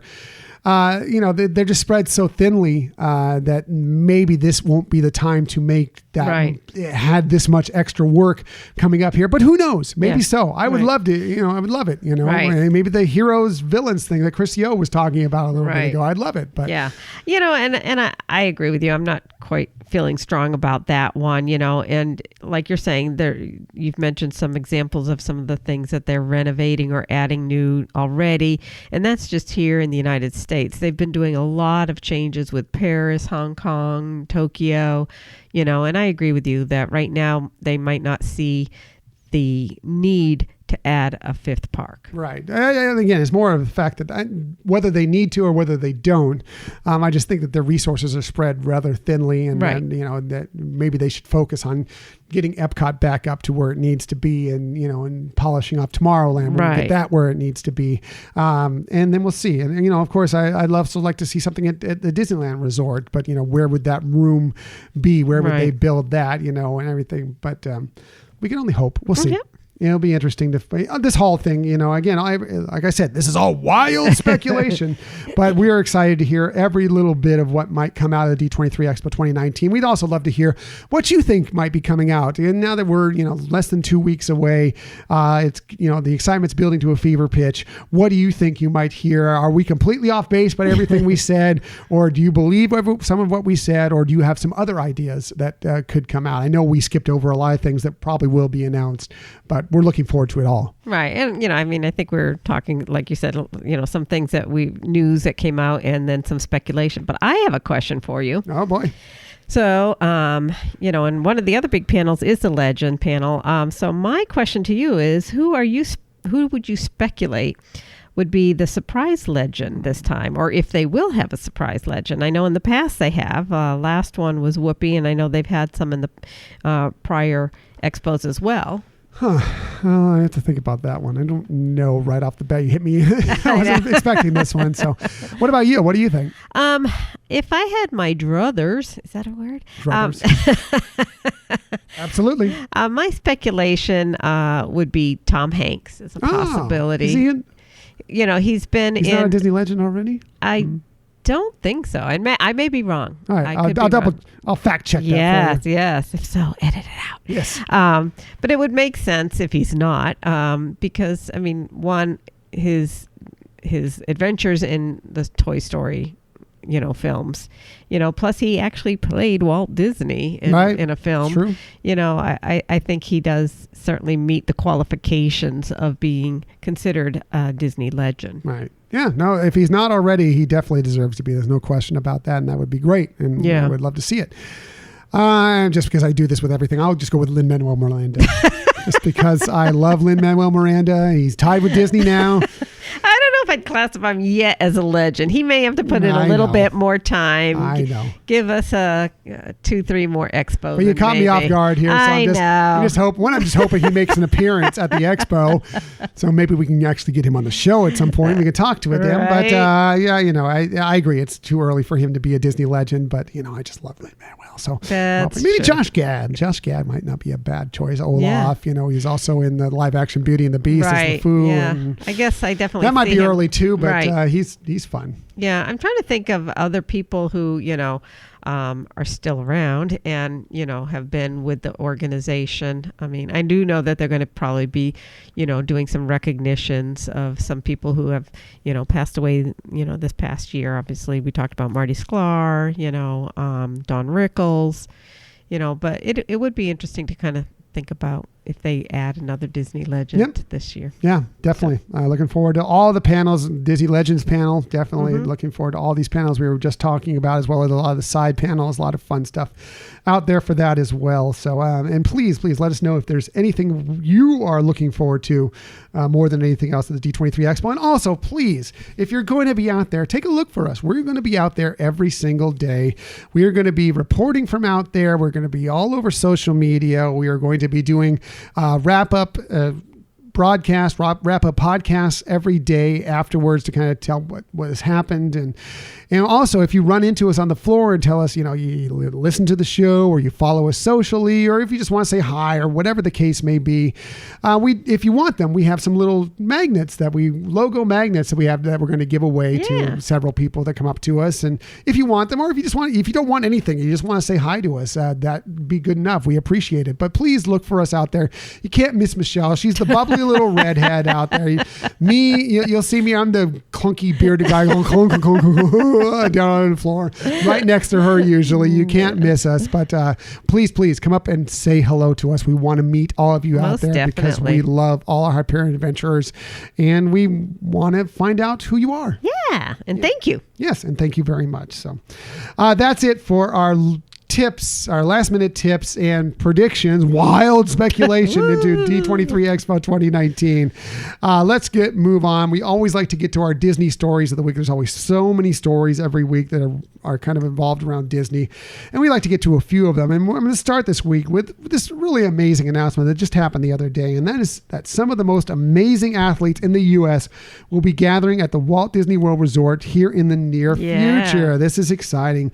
This straight from the Disney Parks blog. On Thursday, Walt Disney World Resort announced it will serve as the official host of the 2022 Special Olympic USA Games, which will take place at the ESPN Wide World of Sports complex. That's so happy great to hear this. You know, it's a great organization. It's great that Disney is connecting with them and offering this opportunity, like you said, to these wonderful athletes that just come out and want to showcase their talent. Right. I mean, it's not, and yes, there will be competition. I say quote unquote competition, but it's really all about them getting out there and having a great time and being able to showcase what they can do. And they're just, we're parents of someone with a child with special needs. So, we understand what's going on out there. And these kids are just the most fantastic, wonderful, lovable kids that you will see anywhere. And, just doesn't matter where they finish at first, 15th, right? They cross that finish line and they're just elated. They're having a great time, and it's well worth going to check it out. So it's just so wonderful that this is coming to Walt Disney World Resort, and especially the Wide World of Sports complex. Which another thing is we weren't sure if that was going to be part of the expo, that they were going to be changing that around, and maybe they will refurbish it a little bit, but obviously it's going to at least exist through 2022 because this is coming up for it. These games will also celebrate the 50th anniversary of Special Olympics Florida. So very, very cool. And we're very excited about that. And hopefully a lot of you are going to get out there and root on these different participants, because it's just going to be such a wonderful event. It's going to be a blast. Yeah. So cool. Moving on from parks, or actually competition news, sort of, to television news. And there was a really special announcement this week. One of our favorite Disney stories is coming to a television. One of our favorite Disney stories is coming to television for a special event. Do tell. This straight from an ABC/Disney press release to honor the 30th anniversary of one of the most beloved Disney films of all time. The Wonderful World of Disney and ABC are proud to present a spectacular live musical event showcasing The Little Mermaid. Wow. Yeah. So live or live action? What are we talking here? Yeah, well, that's interesting as you get to that, because I first saw this, I'm like, wow, that's fascinating. Cool. They're going to do one of those, live musicals on, television. That's great. But there's more to it than that. As I was reading through this press release, that I had no idea when I was first notified of this. So check this out. This special tribute to the original animated classic and its timeless music will take viewers on a magical adventure under the sea, as live music performances by a star-studded cast will be interwoven into the broadcast of the original feature film. Wow. So sounds like they're doing a mix of live action and the actual film, which I don't know how that's going to work, but I am absolutely fascinated to find out. I know. I mean, we kind of saw something similar recently with the viewing of the San Diego Symphony playing with the Empire Strikes Back film, but that was big, that's spacious. So I'm trying to figure out what they're talking about here on television. Yeah, so interesting. So what it says here is that this never-before-seen hybrid format will feature beautifully intricate sets and costumes with music from the original animated film and the Tony Award-nominated Broadway stage version. So not just the film, also from the Little Mermaid Broadway show, which we saw we got to see the touring cast come to San Diego and totally enjoyed it. Oh yeah, it was great. I was thinking, it's going to be cute and everything, but it was one of the most unique plays that I've seen.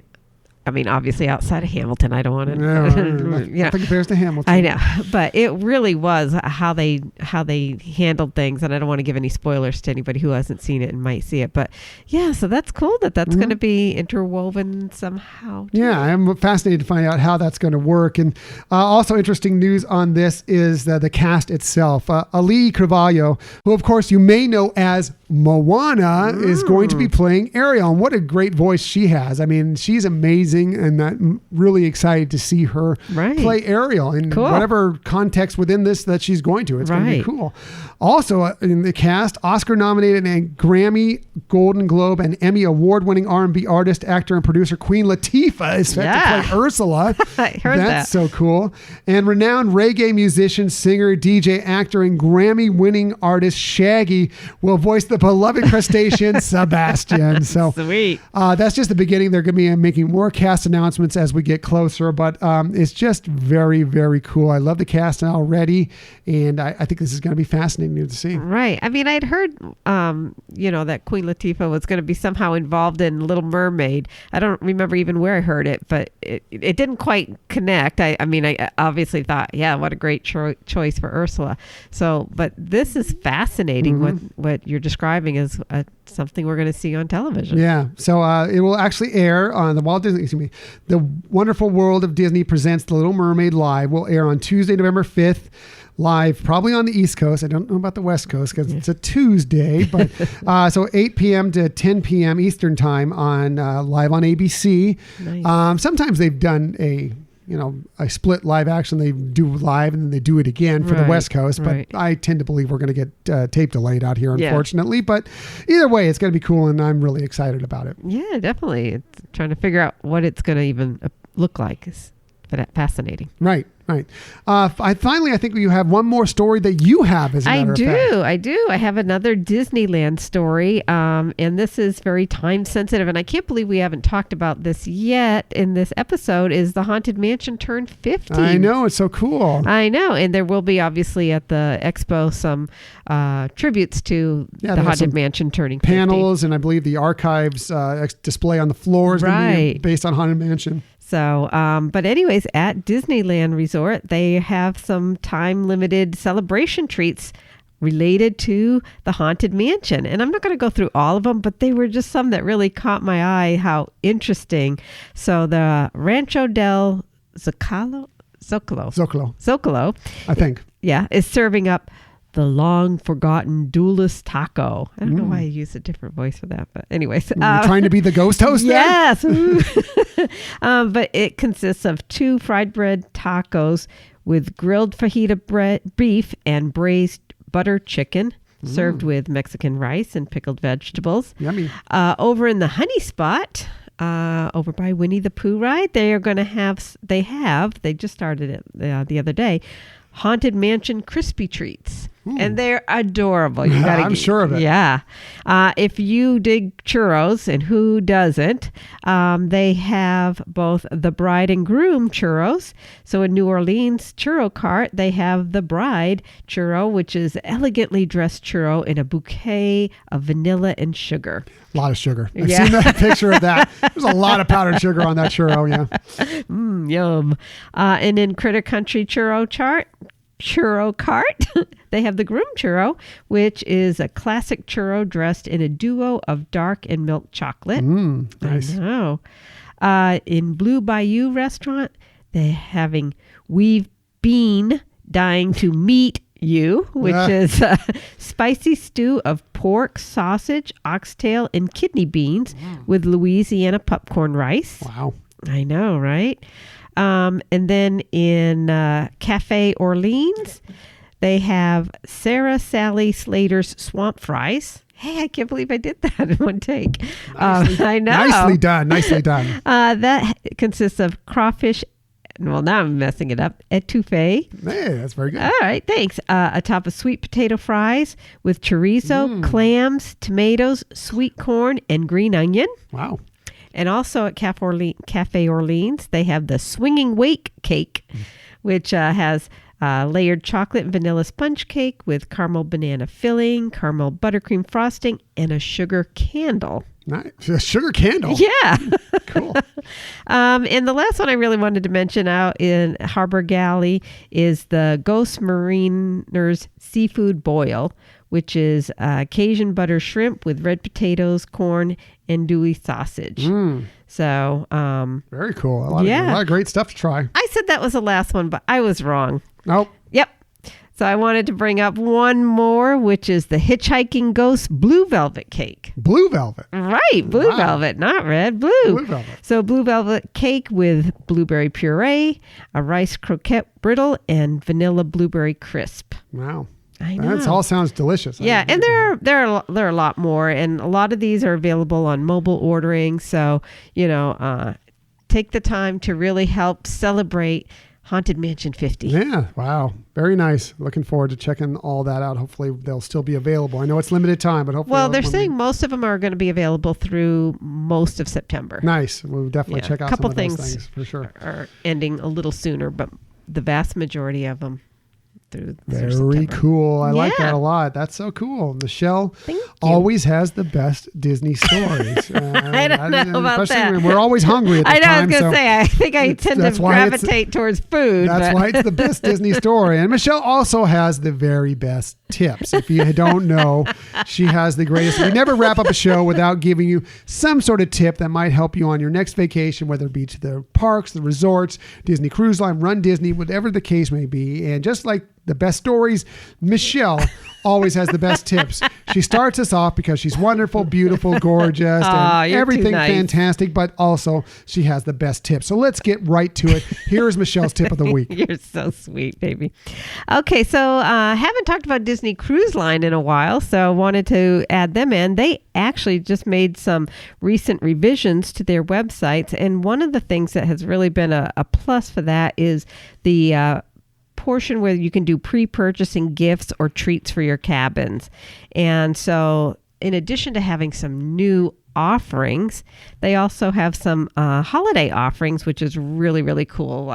They were showing some pictures of for Halloween, because you can do Halloween on the high seas through the Disney Cruise Line, and they have some really great decorations for the cabin or some crispy treats that are Halloween themed.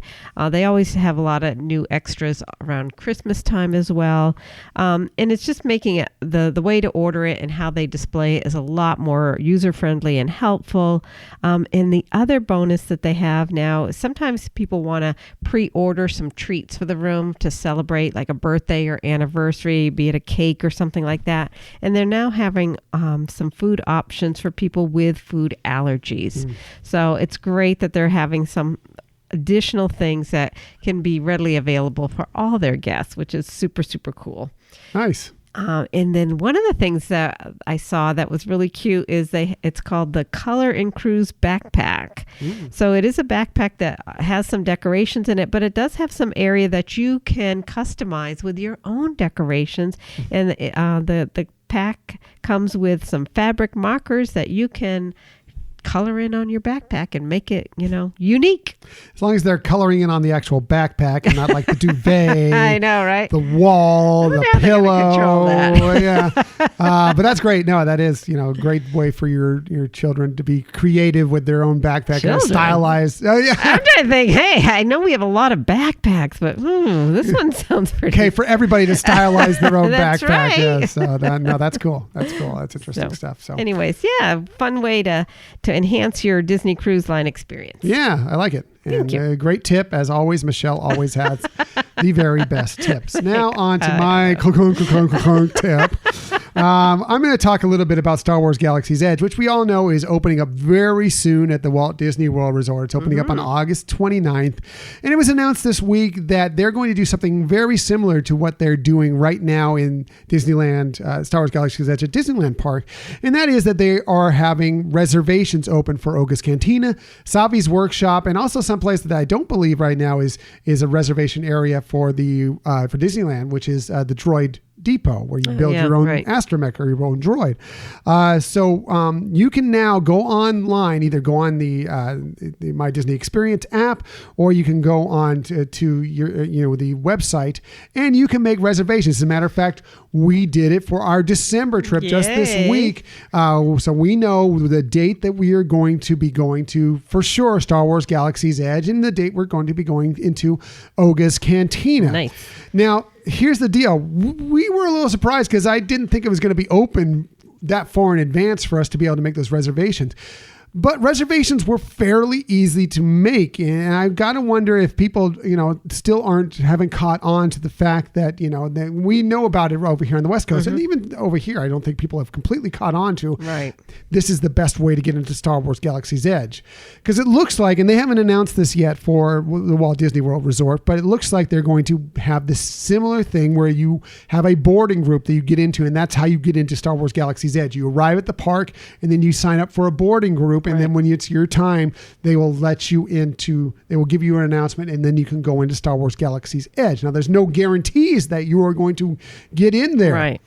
However, if you book this reservation, you'll know exactly when you can get into there. At least the way it stands right now for Disneyland. I'm assuming it's going to be the same thing for Walt Disney World Resort.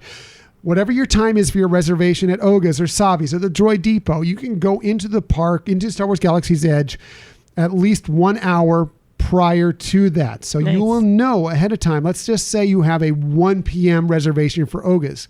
You know you can get into Star Wars Galaxy's Edge at noon. So that plans out, you can plot out your whole schedule that way. You'll know weeks, days, months in advance that you have this time, so you can plot out that morning. You can go and check out the rest of the studios, Disney Hollywood Studios during that time before you go into there, or you can sleep in a little bit and go get brunch or have breakfast or whatever. Take your time and head over there and be ready to go. You can plot out your day, so please take advantage of this. Go online or go on the app and book your reservation in advance. We booked ours. I told our good friend Rob LeBerry from the Jedi Temple Archives podcast, unfortunately, we're just missing him by a couple of days, but he is also going to be at the Walt Disney World Resort just in December. Him about it, he made like 3 or 4 or 5 reservations. He went crazy with it, made a bunch of reservations out there. And, so now we can plot out our time. We know exactly when we are going to be for sure going into Star Wars Galaxy's Edge. We can plot our whole trip around that. We don't have to be concerned like, are we getting it in? Are we not getting in? What time? Take advantage of this. Jump on. Get your reservations. Plan ahead. It really will help you in so many ways.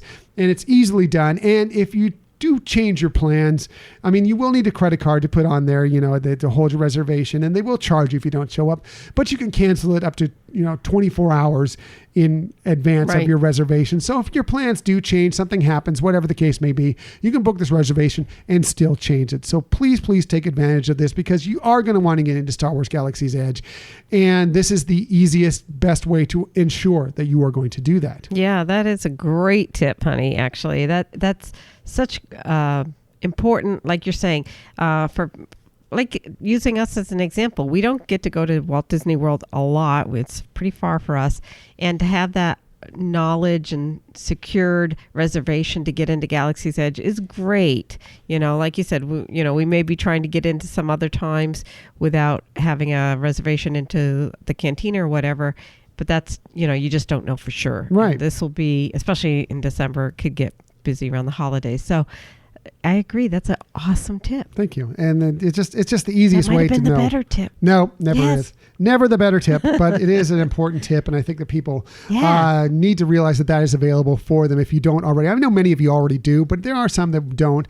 And I just want to be sure you know that this is available for you so you can make the best possible planning for your next trip to the Walt Disney World Resort, especially if you want to get into Star Wars Galaxy's Edge. And in December, the Rise of the Resistance is coming up. And so it's going to be even more of a desire to get in there, because from what we hear, that ride is going to knock your socks off. So very excited for Literally? that. Should I? Literally. Extra pair of unless socks? unless you're like wearing sandals with no socks, you'll be pre-sockless. That's the key. Yeah. That's the plan. All right. It's getting silly now. Yeah. Let's wrap it up. Food. Let's wrap it up. Thanks for joining us this week. Next week, we are continuing our... Boy, we need food. We are continuing our countdown to the rise of Skywalker, the end of the Skywalker saga. That's right. The Star Wars Remembered series will continue. And this time, we are going to be moving into the original trilogy. Yeah. Yes, our good friend, as we just talked about him a little bit ago, Rob LeBerry from the Jedi Temple Archives podcast, will be joining us as he has throughout this series so far, and we will be breaking down Star Wars Episode 4, A New Hope. It's great that we're getting into now that, and I just also want to point out that, your idea to have a monthly Star Wars Remembers as we move closer to the new movie coming out in December, it was genius, and it's been a lot of fun, and it's been fun having Rob on there. He's our Jedi consultant. Yes, right. He dips right into the Jedi Temple Archives and gets all the information out there for us. So maybe we need to go. get a name tag made with Jedi consultant. Jedi consultant. Yes.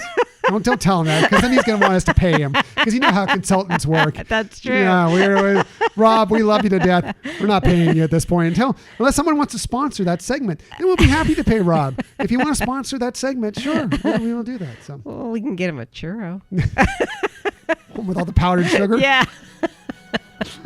Oh boy, we're really getting silly now. Let's wrap it up. Thanks for joining us today. Follow us on social media. We're on Twitter at Hyperion Podcast, Facebook, Instagram, and Pinterest at Hyperion Adventures Podcast. And if you ever want to contact us for any reason, you can always email us at HyperionAdventuresPodcast@gmail.com. Right. And please do take time to reach out to us, especially if you have some ideas or feedback.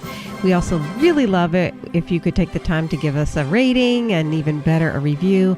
And most of all, share this information with a friend. Yes. Please tell your friends about us. And if you get the chime, a review would be wonderful. We all podcasts really appreciate reviews so much. If you found us today in the future, please check us out on our own website, HyperionAdventuresPodcast.com. And you can also find us, of course, Apple Podcasts, Google Podcasts, but HyperionAdventuresPodcast.com. That is the real place to find us. Yeah. So please join us. But join us next week, because that's it for now. Thank you for listening to the Hyperion Adventures podcast. We look forward to sharing some time with you again next week. But until that time, I'm Tom. I'm Michelle. And we hope that you have a magical week. Bye.